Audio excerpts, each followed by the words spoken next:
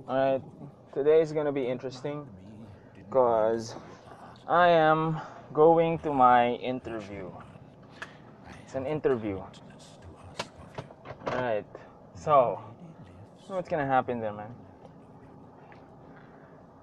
I don't know if it's gonna be. Okay, the thing is, I think that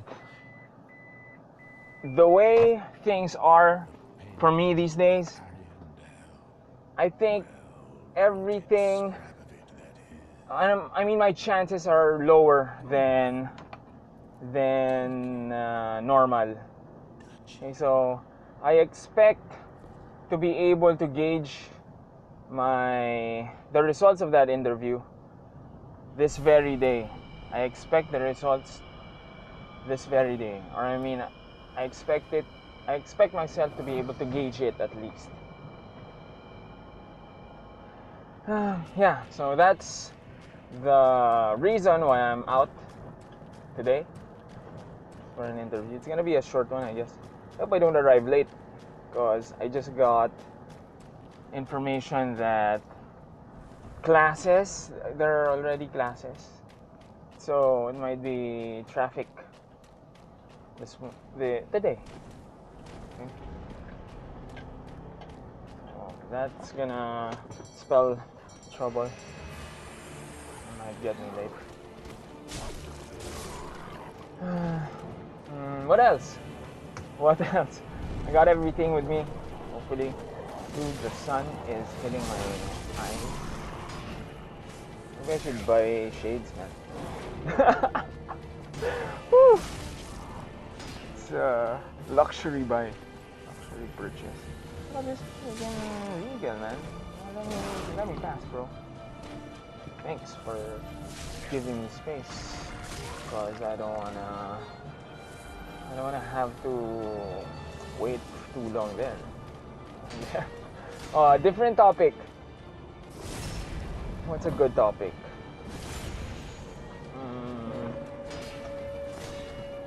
What is a good topic for today? For this morning? Let me turn on the radio. Oh, what is it today? Oh my gosh, I turned it off again. I mean, it's better if it stays off, cause I don't want to get myself too distracted. And then I'm gonna talk loud over both my voice and the radio. A good topic for today would be to discuss recent topics. Like, for example, what's the most recent one? Yeah, my post about free speech, man. Free speech and what else? Free speech and what's the other one? Free speech, free will, and culpability. Do I discuss that? Oh, so there's free speech. This guy over on the internet posts about a person's free speech and how it's supposed to be absolute. Okay? Saying, free speech is absolute. Whatever you do, whatever you say, you cannot be held liable for all the actions of other people. No? For example, you're inciting hate, you're inciting riots, So you can do all those things even if we think those things are disagreeable, or even if we say that those things that you're saying that is such an immoral thing to do. For example, you're encouraging hate of disadvantaged groups or minorities.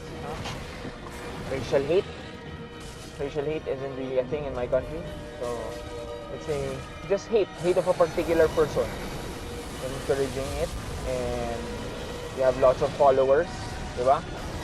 So you're encouraging your followers. Sabihin natin religious, no? Religious. That's more understandable in my context. You're a religious person, and this is a religious country, and then you're encouraging your followers to be more hateful towards a certain kind of person. Ganyan. Now, it's almost a common reality that when you're too bad, when you're religious, there is a certain cult-like thought there that you won't really, nobody expects you to act in a totally rational, self-deciding manner, no? If you know what I mean. Yung they don't really think you're a minor, but they also will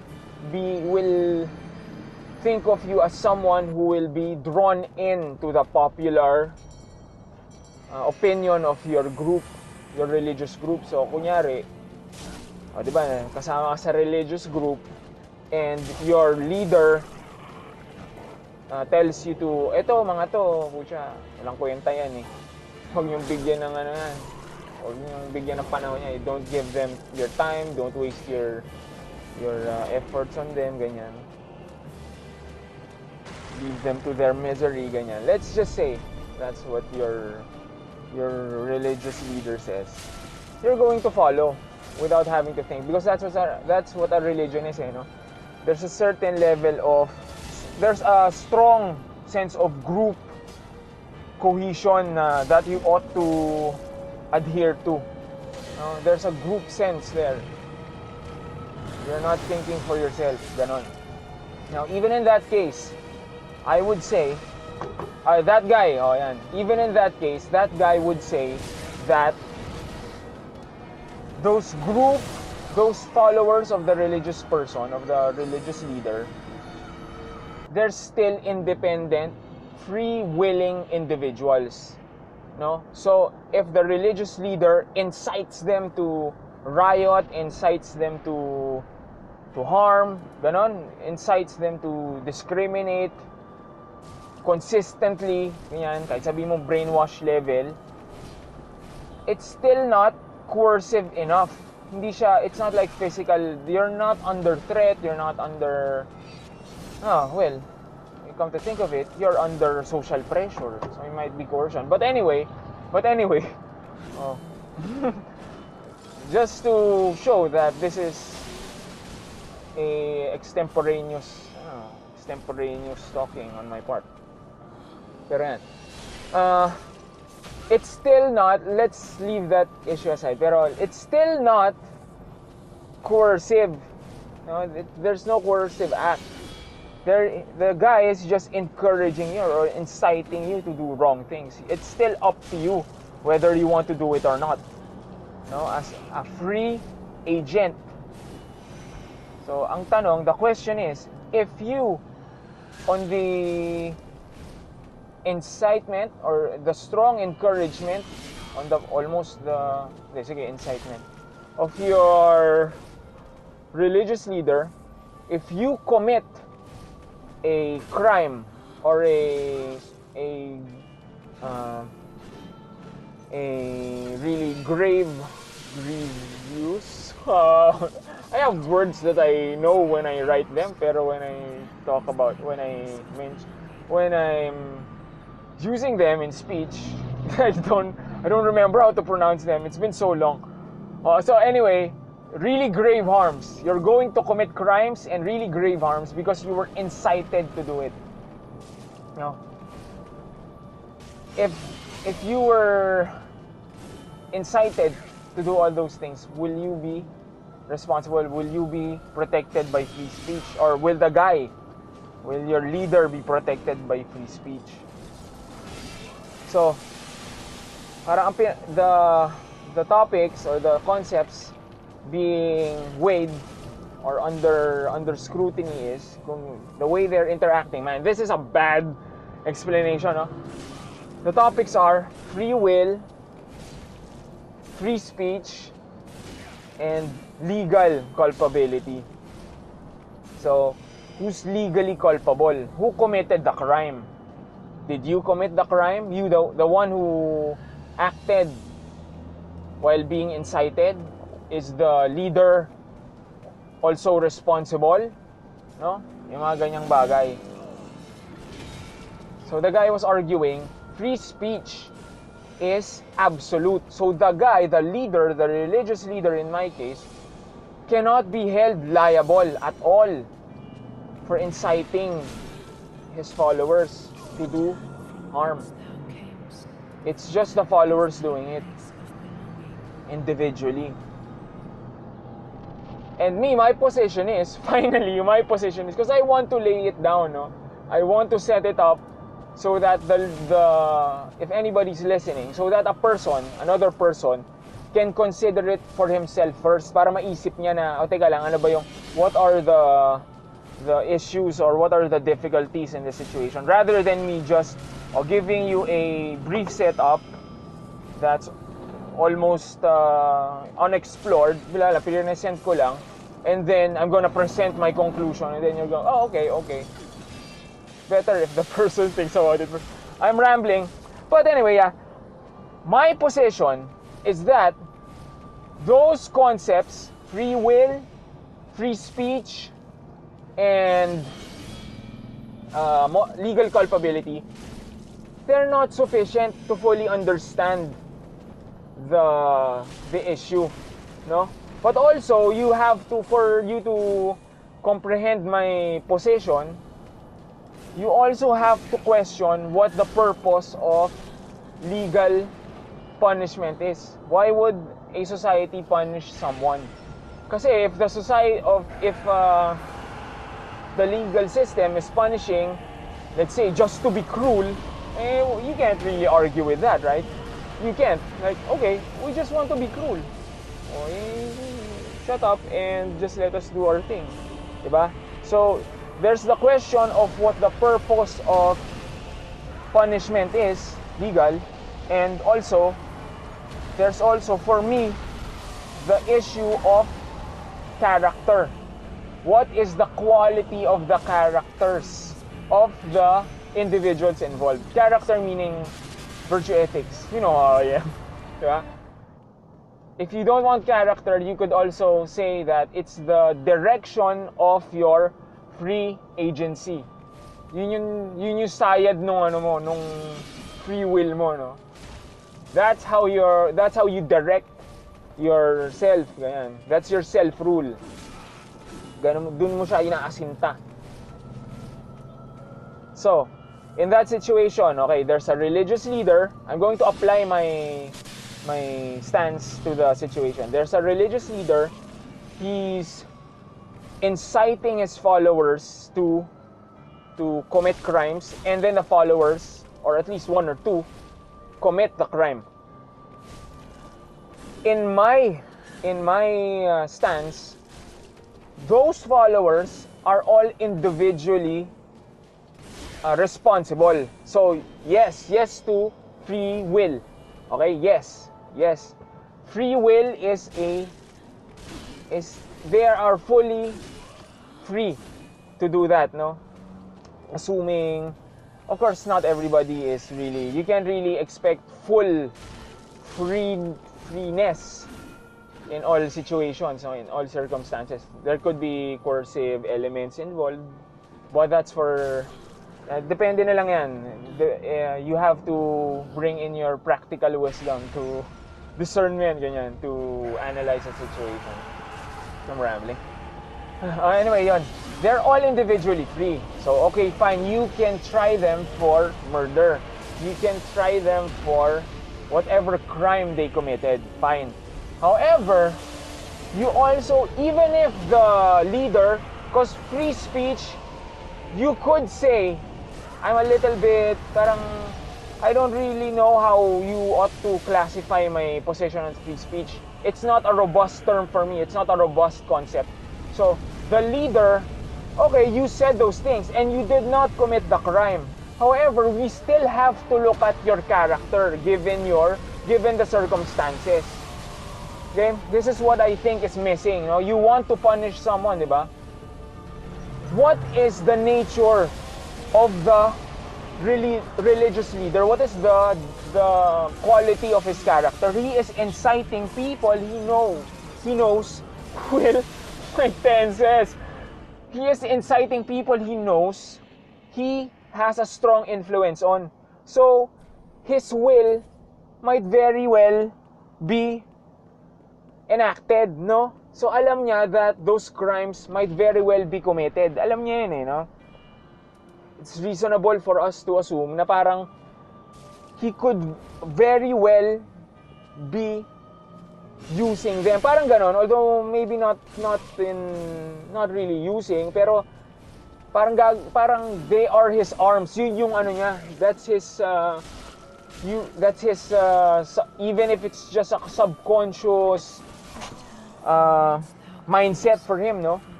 He knows that those people are his arms, no?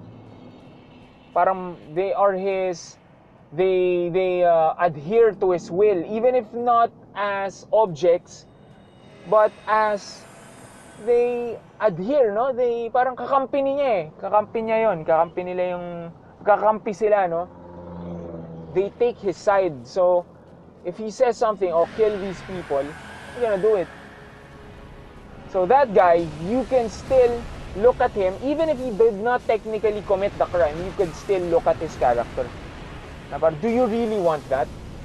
Oh, especially if it's hateful, no? It's bigoted, it's hateful, it's discriminatory, yan, it's vicious. Yan, you could still look at it. Even if the murder, regardless of whether you think free speech in that case ought to be preserved or not, you could still look at the character. And then I gave a case na in response to the original post na would more clearly demonstrate the strength of my position. Na what if the guy you're punishing is the victim? Diba? There's this guy committed murder, and of course he's guilty of the murder because he's free, no? He was incited to the murder, pero he's the victim.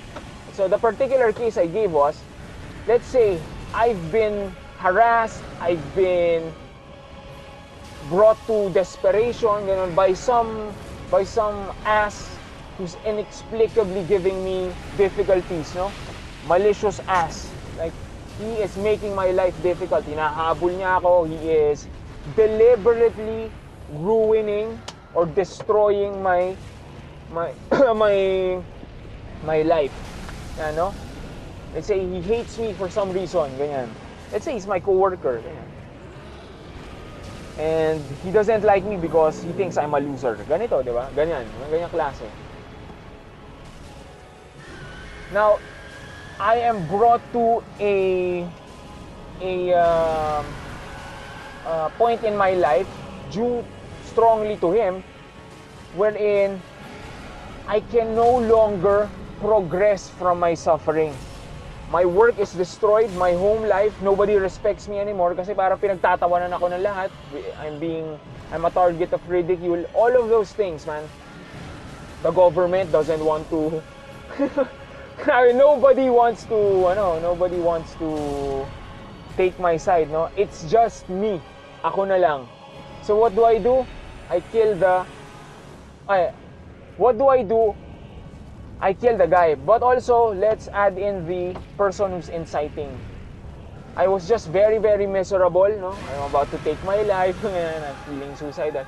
But then this some external third party incites me to murder the person himself. Murder the person instead. Man, why am I so...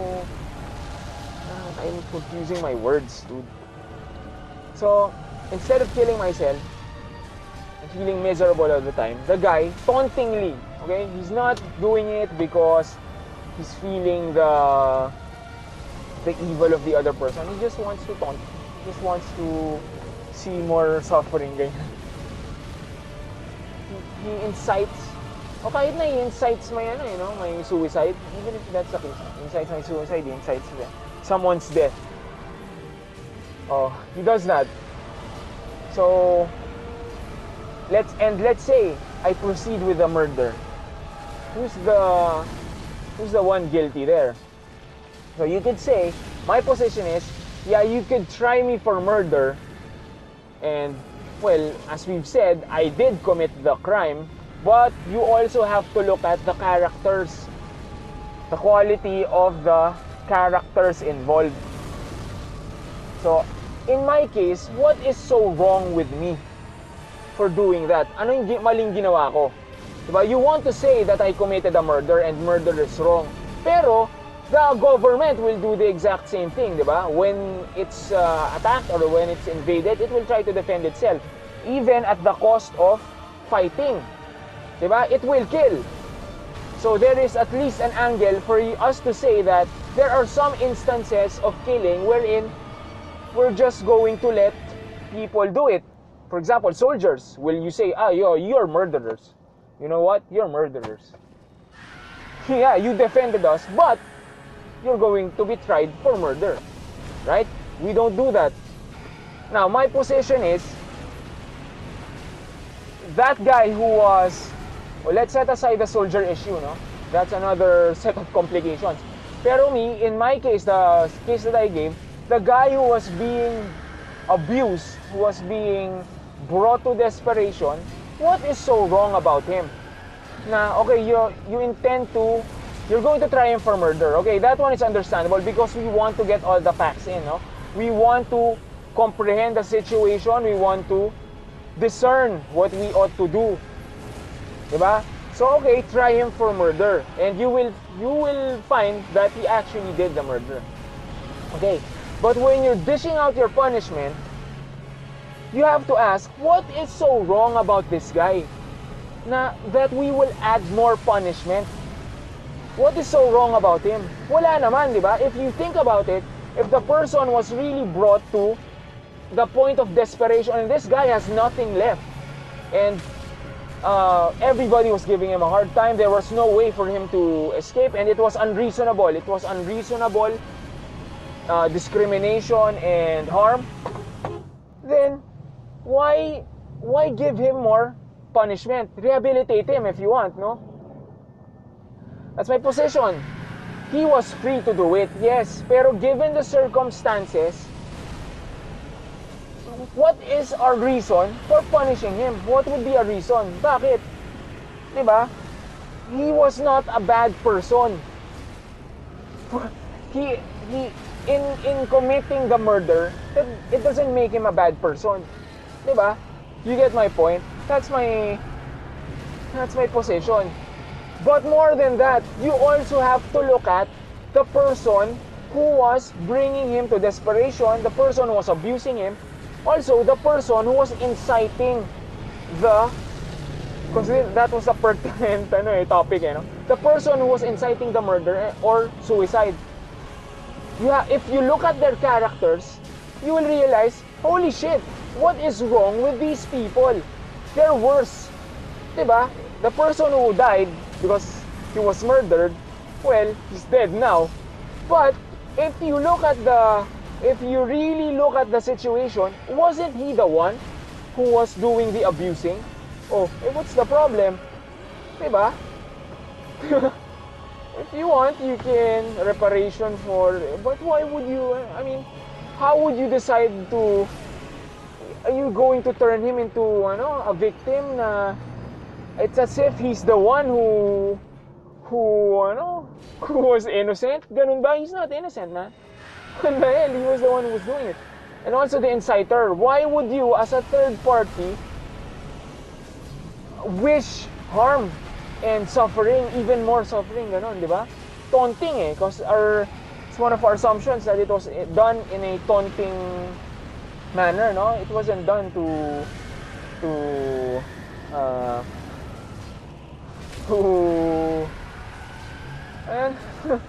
hindi yung ginawa para maki-connect siya dun sa, it wasn't done to connect with the harmed person, no? He's not doing it because, what a fucker, man. You know what I mean? Like, okay, someone's getting harmed and this guy, a third party, remarks that, this guy who's abusing you, he's a fucking fucker. I wish that guy would die. No? It's not done like that, no? The guy is inciting in a taunting manner. That's our setup. That's how I'm giving it. And those things exist because of the internet. Sometimes that's just how people are. That's the reality, man. I know it very well. So, yeah. Here, you have to look at their character. Now, why would they do it that way, man? Why would they choose to act in that manner? Diba? Sayad, pare. You have ill intent, yung mga ganung bagay. It's not just ill intent, no, if you're doing it repeatedly. Oh, that's my point. So, sure, you can try the guy for murder, but you have to look at the characters of the persons involved.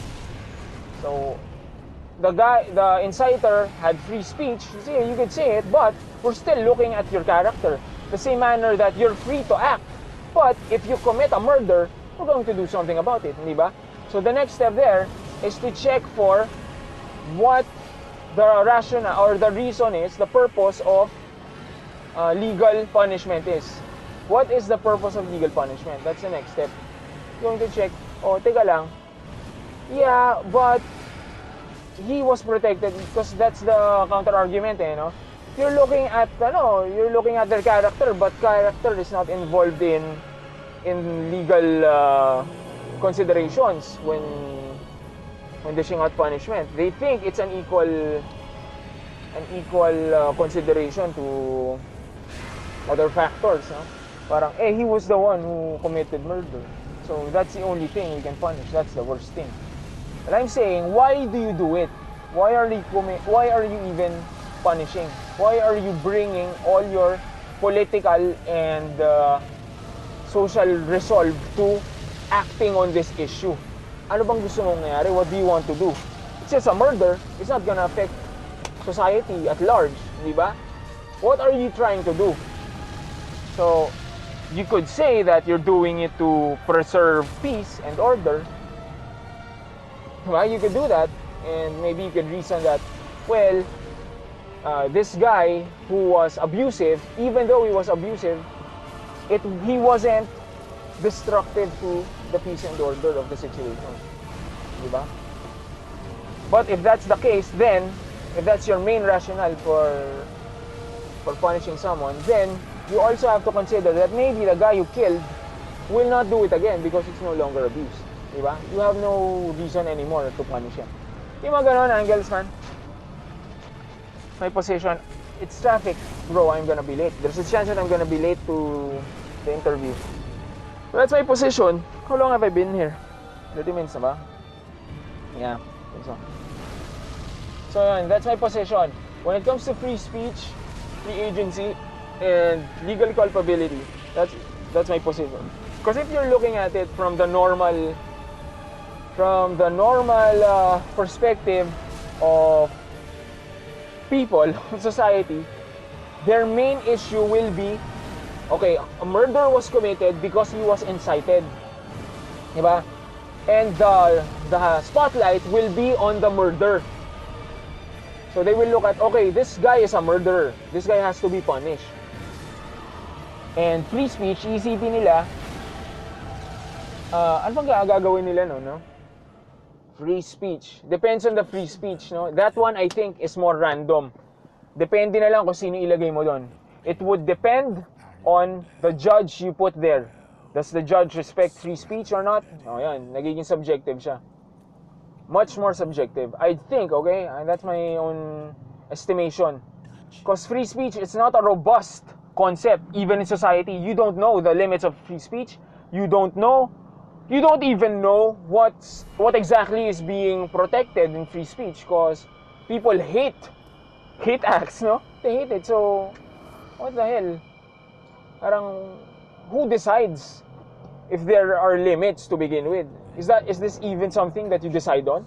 Because if one person says, there should be limits, puta, di ba? They will just keep arguing in circles.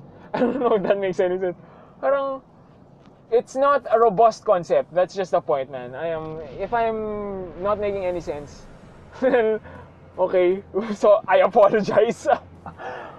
It's not a robust concept. Parang it's just something that people latch onto, like, we want to be able to say anything without having to worry about being punished if someone disagrees. That's the spirit of free speech, I think, no? I want to be able to contradict a powerful person and I'm not gonna be punished. Okay, yeah, we understand that. I agree. Do I really want to disagree with that? And they're afraid that, people are afraid that if you put limits on free speech, where is it going to end?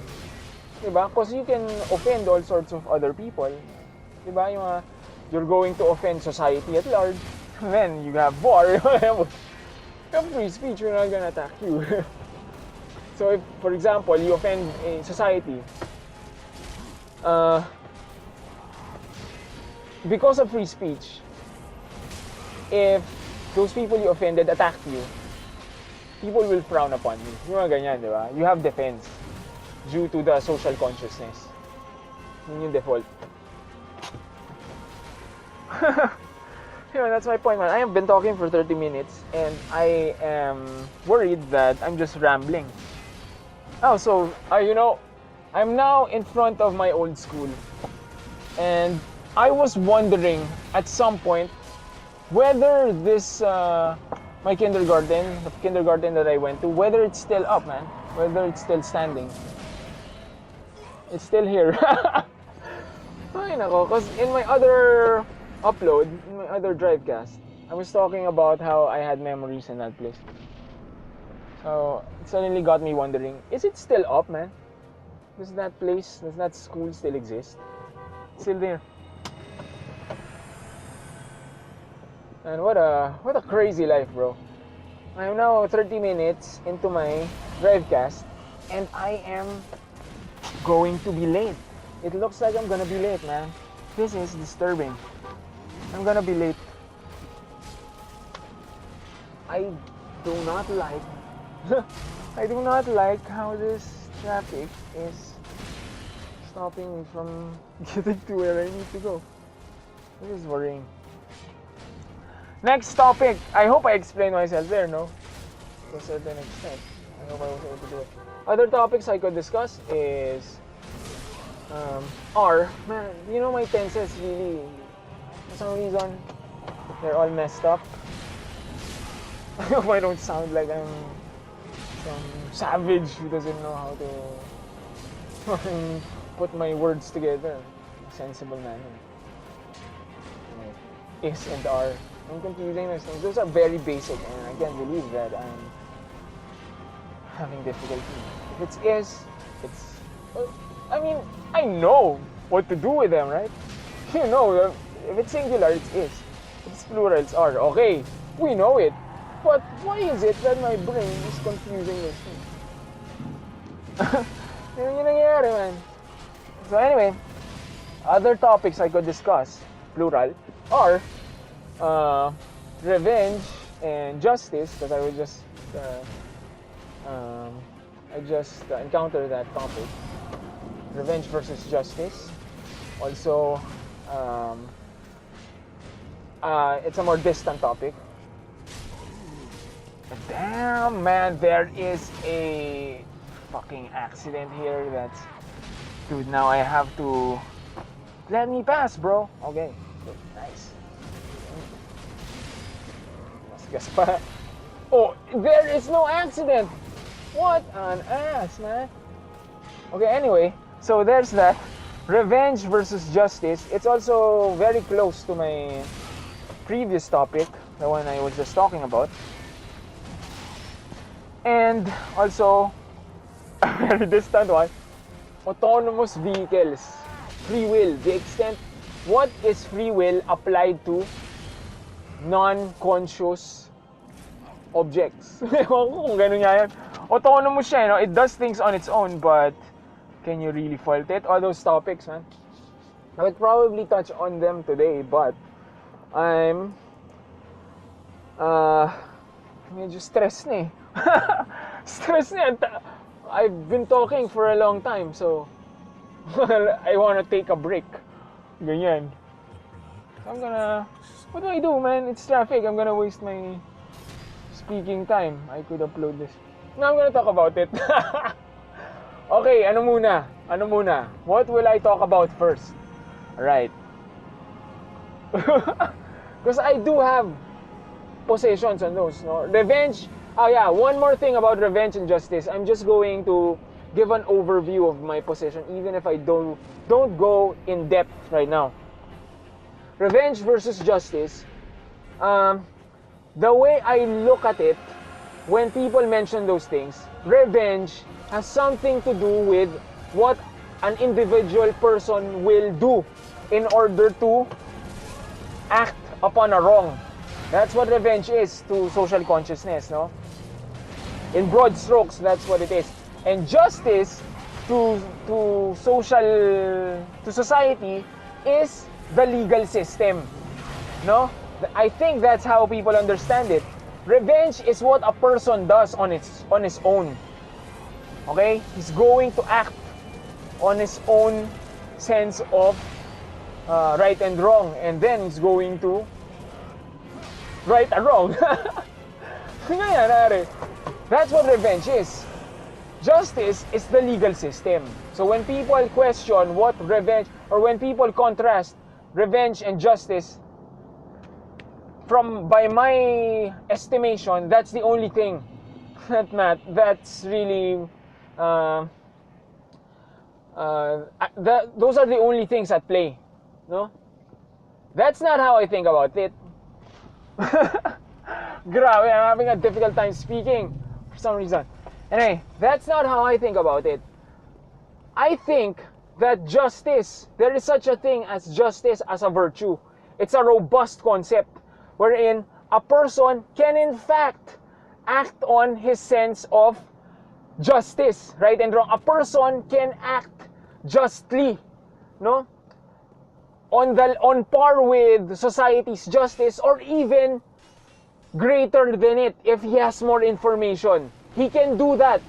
Okay, that's my position. However, there is also the real complicating factor is when you already have a legal system in place, you have already entered into an understanding with your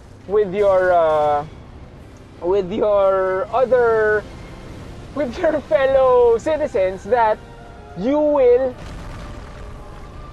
will concede the decision, or you will concede your acts of righting a wrong to society, to more efficient ways of handling the situation. Because on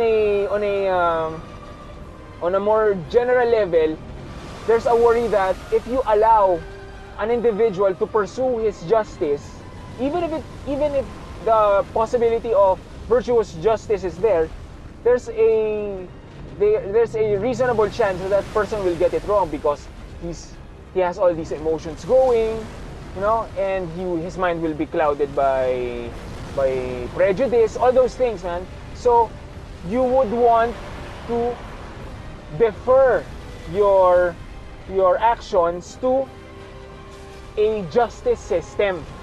I think that's the real complication there. So it's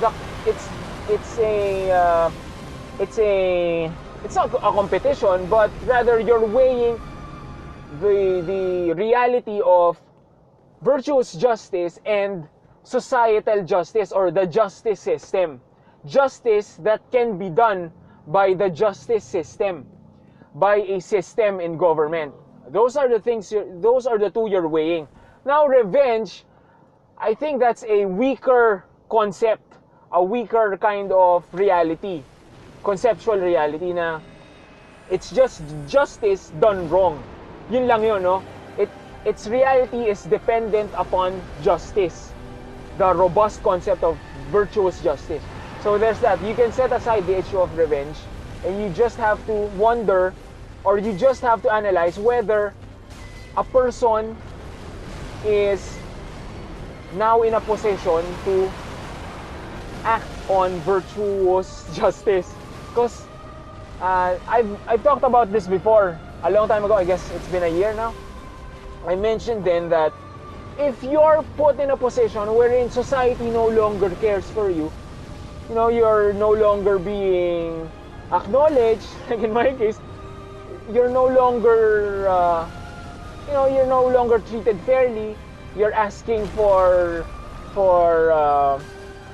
consideration, you're asking for people to listen to your pleas, yung mga ganyan, no? You have all sorts of complaints, or there is all sorts of wrongs being done to you. At least that's your perception, no? Even if it's just a perception.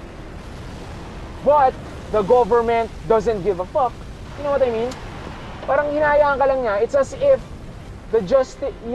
their power there has nothing to do with you. You know? Parang it doesn't work for you. If it's like that, then at that point you can act on your virtuous justice. No, you have to do it. Ganyan. You can. I think you would have reason to, a strong reason to, kasi pinabayaan ka, no? Ganon. There was another one that I wanted to bring up, man. Virtuous justice and oh dude, man, is this okay? Good. There's no turn it. So anyway, there is in society left you alone. No, I mean abandoned you, forsook you, and now you're being harmed, you're being wronged, and you can do nothing. You're only deferring your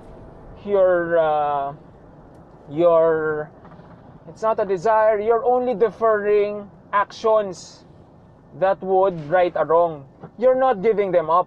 Okay? You're not surrendering them completely, because nothing can do that. They would have to destroy your identity, your nature, to be able to do that.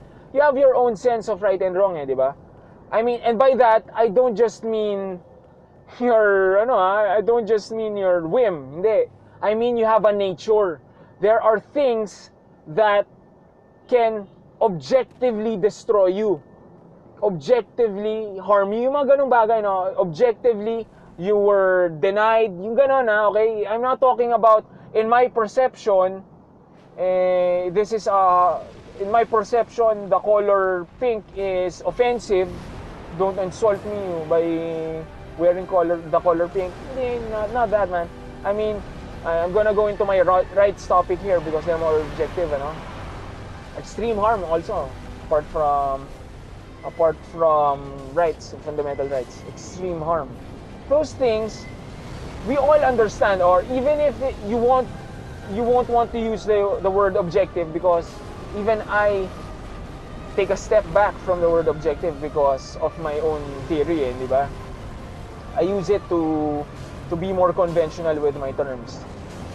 So there are harms that we all agree in society, or we all agree as not just society, we all agree as the beings that we are. Okay, you cannot destroy my body, and that's not a good thing, man. That is not a good thing. And if you're doing it na with lack of consideration for me, sasabihin ko, wag mong gawin yan, pare, and then you're still gonna do it. Diba? You cannot destroy my body, you cannot deprive me of certain things, all those fundamental rights issues. That is not dependent upon society's whim, or society. That's not dependent on voting, man.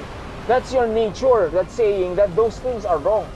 Those things are harmful. Harmful. No? And if somebody attacks you in that manner, you will register that as a wrong, and you will attempt to defend yourself against it. Hindi ba? You're not just gonna allow it. Oh my fuck, man, I am getting torn apart by this fucking murderer. Di ba? Nilalaslas niya yung balat mo. Ganun bagay. Ditang na. You know what I mean? Ay, nako. I apologize to myself and any listeners who might be thinking of this as mere rambling, or merely, I mean, they might be experiencing this as rambling, confusing talk. Yeah. Oh, what was I talking about? Oh, those are quote-unquote objective wrongs, man. And everybody understands that on the basis of their nature. Their nature. We don't vote for it. We don't have to ask for your opinion. Yeah. Don't, if you do that, I will consider it a harm, a wrong. That's my point, man. I will consider it a wrong. And I have to defend against it. Now, if I kill because of that, and I'm doing it out of self-defense, what do you want? What do you want, man? Kunyari, that's the only way for me to put an end to it. But what do you want? You're the aggressor. Tangina, anong gagawin ko? You're the aggressive. You're the destructive force in my life.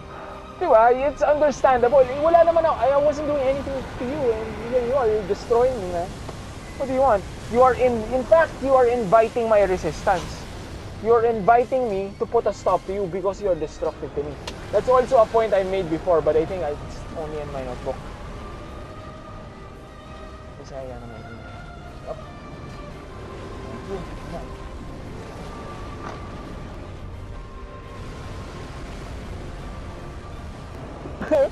Dude, I'm gonna edit that out. Because those are details I want to avoid, man. Or I don't want to discuss them, bro. Is this the parking lot? Yeah, it is. Thank goodness that it's very near. Of course, this is disturbing if it's... oh, I don't even know where the building is. That is my problem. Suddenly, I feel bad, you know, because...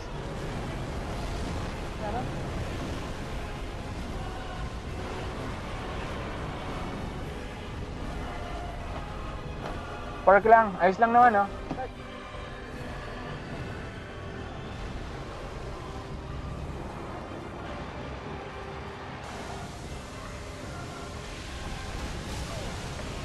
Alright.